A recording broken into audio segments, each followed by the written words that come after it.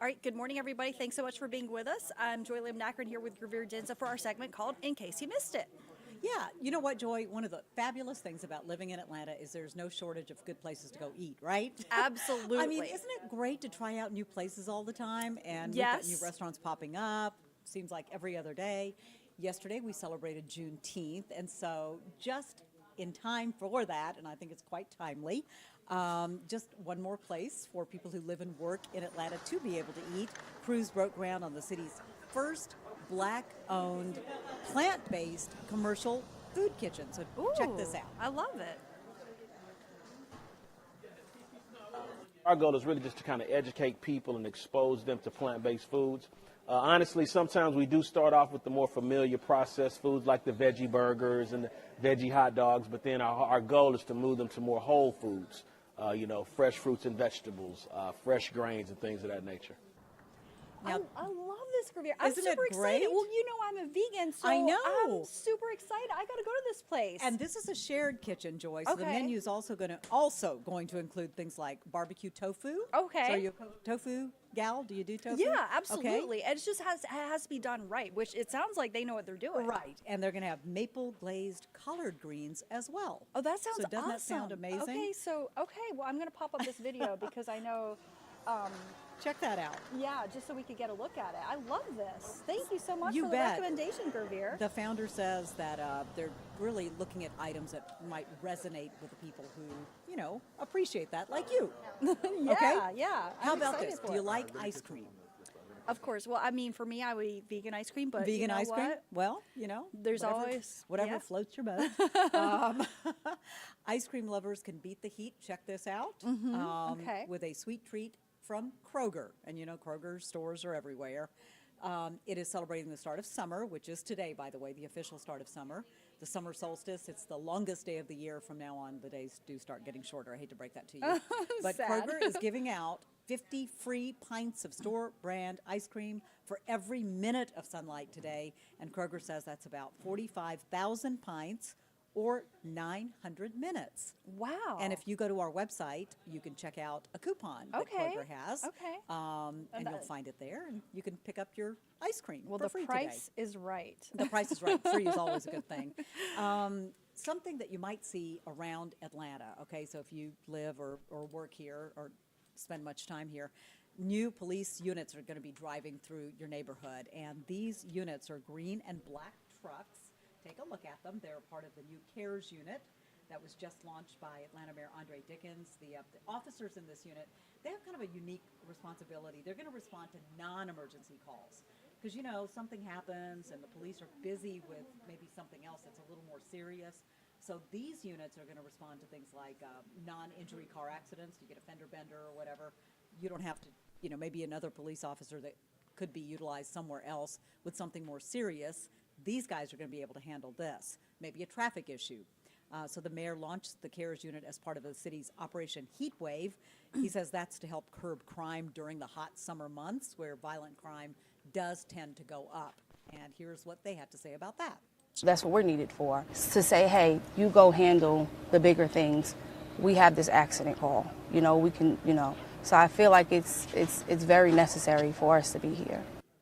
And those units, by the way, hit the streets on Monday for the first time. They're in training this month, but they're going to be on their own starting in July. And so July is right around the corner, too, so it won't be long before they're in rotation, and you'll be seeing more of them out there on our streets. Yeah, well, that's a great idea. I love that. Yep. Well, thank you so much, Gravir Dinza, joining us this morning, and have a great day. You too, Joy. Okay, yesterday, of course, was Juneteenth, and we want to just take a moment to kind of look back at what Juneteenth is really all about. It's only been a national holiday for 3 years, even though African American families have celebrated it for generations. Peachtree TV's Monica Pearson reveals the story and the spirit of Freedom Day. What we know is so much about our history has been about those that would try and deny us our rights.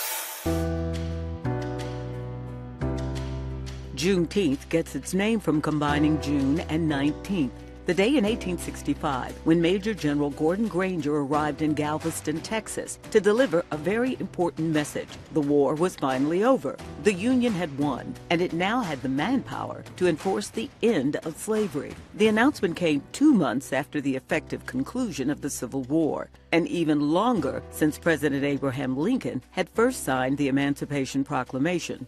But many enslaved black people in Texas still weren't free. The reading of General Order 3 gave enslaved people a reason to celebrate. Juneteenth means freedom. And when they learned they were free, they started celebrating, and we've been celebrating ever since.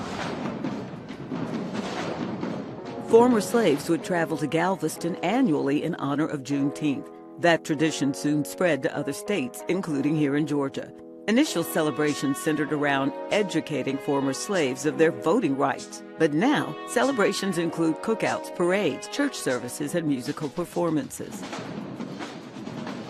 For me, and I think for many communities of black people, it's a time to really commemorate those ancestors who survived slavery, right? Because if they had not endured, we would not be here. We get together, we eat, we laugh, we listen to music, we dance, we praise God, we do it all. Juneteenth became a federal holiday in 2021. All right. All 50 states and the District of Columbia recognize Juneteenth as a holiday or observance, and nearly half of the country has designated Juneteenth as a permanent paid or legal holiday. It's an acknowledgement that some say helps move Americans forward toward unity and understanding. For me, when I think of the 4th of July, I think about the fact that my ancestors were still enslaved. And so Juneteenth gives us an opportunity to celebrate our independence and when we were officially free. Monica Pearson, Atlanta News First.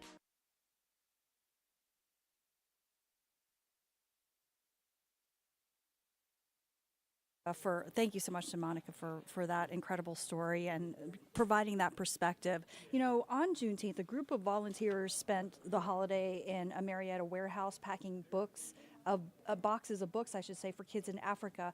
And they tell Atlanta News First reporter Sawyer Bussey why it matters, especially on Juneteenth. A book can take you anywhere, to another world, another country, bring you into a new story. If you can read, you are holding keys. There are boxes on boxes on boxes of books in the Books for Africa Marietta warehouse. This is from like a typical public school library. Volunteers are going through donations, checking each book for relevancy and damage, and then sorting. Welcome to operations. We are the largest exporter of books to the African continent. As they look through the piles, they might see books they read as children.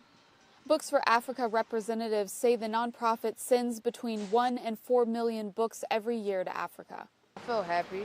I feel joyous. I feel like what I'm doing matters. I feel like I'm helping, and I feel like I'm going to change somebody's life.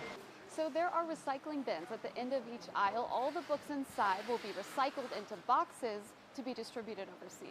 They've been around since 1988. This work is made possible by donations of money and books. It's expensive. International freight is not a joke, especially at the weight that we're doing and the metric that we're doing it.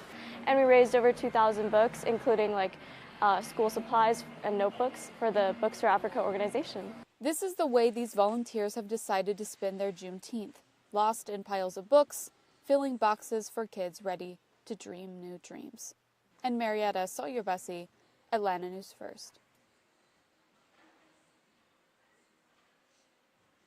And thanks so much to Sawyer for that report. Okay, let's talk about bagging groceries. You may have pride in your job. Well, people in this story taking it to a whole new level. Atlanta News First reporter Joshua Skinner made a trip to the grocery store this morning to watch some of Georgia's best baggers. On your mark, get set, bag! So this is a thing.